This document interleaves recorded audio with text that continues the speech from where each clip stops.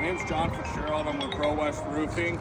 We're here at Tracy Dunivan over on Rio Salado Street in Mesa. Today we're going to simulate a repair on this roof for one of the shingles that's on the repair test. When I pull that shingle, I'll try and identify it, but based off of looking at the roof, it looks like it's probably not going to be a product made anymore. I'll pull a shingle later for identification, but we'll get measurements while we're here. Now, the first thing you have to do when you're repairing these shingles is separate the seal of the above shingles. So this has to be separated across, and this shingle book ends over here. So I'll have to separate the seal here. Now there's going to be a nailer here and another one on the nailer board here that's going to touch the top of the shingle. So I'm going to have to separate the seals here and here to properly release the shingle.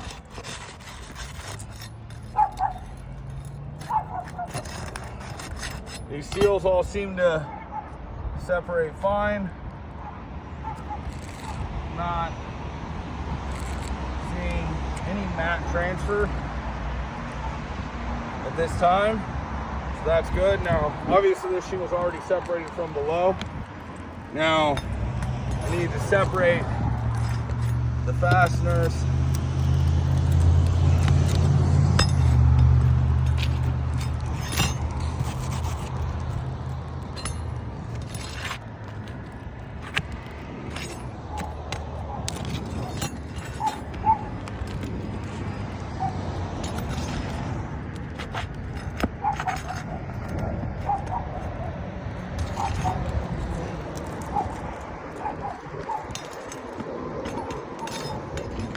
So now that I've separated the fasteners there, I have to separate that second row.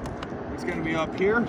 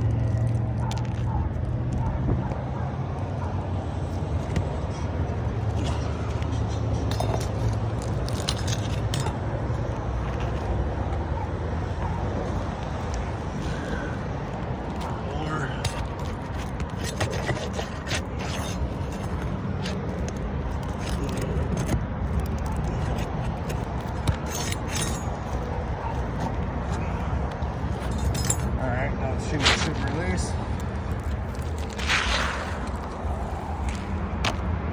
Now, it does not have any identifying marks on the shingle. We are at 13 1/4 by 39 1/4, and exposure is 5 1/2. Now to simulate the repair, I'm going to insert this same shingle back into place as if we were inserting a new shingle. I'm going to use 5 nails the manufacturer requires, 1 1/4 nails.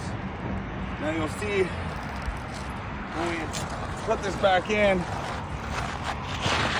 we'll try and do it as gently as possible. Now the shingles have to match exactly in sizes and dimension. If they do not, it will not fit. Now we have to reinsert these fasteners from the top here, back down, in all 4 shingles that were affected. Start here, and we have to get them back in as there was a nail here and a nail here and this shingle here. This is gonna be fun.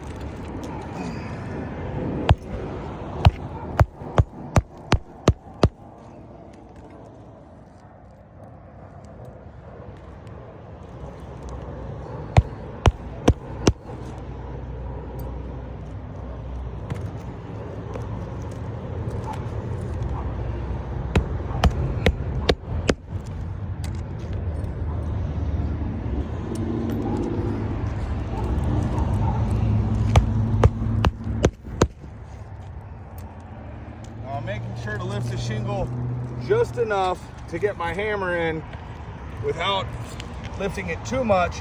But I also don't want to try and risk getting too close, because if I hit this shingle, I'm gonna take a giant chunk out of it, and we're gonna have to replace the shingle above it. So you see there's just enough room to fit my mallet to get the nail where it's supposed to go. You only have 3/4 of an inch of area to land into the nailer board.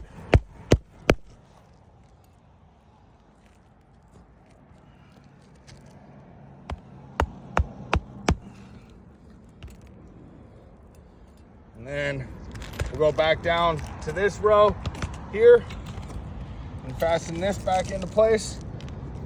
We'll start back over here. All right, we blew right through that fastener. Let's try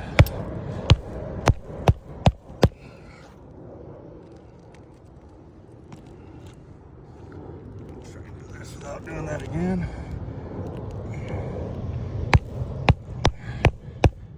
Now you're really supposed to get one in at the very end of the book. I'm trying to just do this without causing any damage. But really, we should be further towards the edge of the shingle.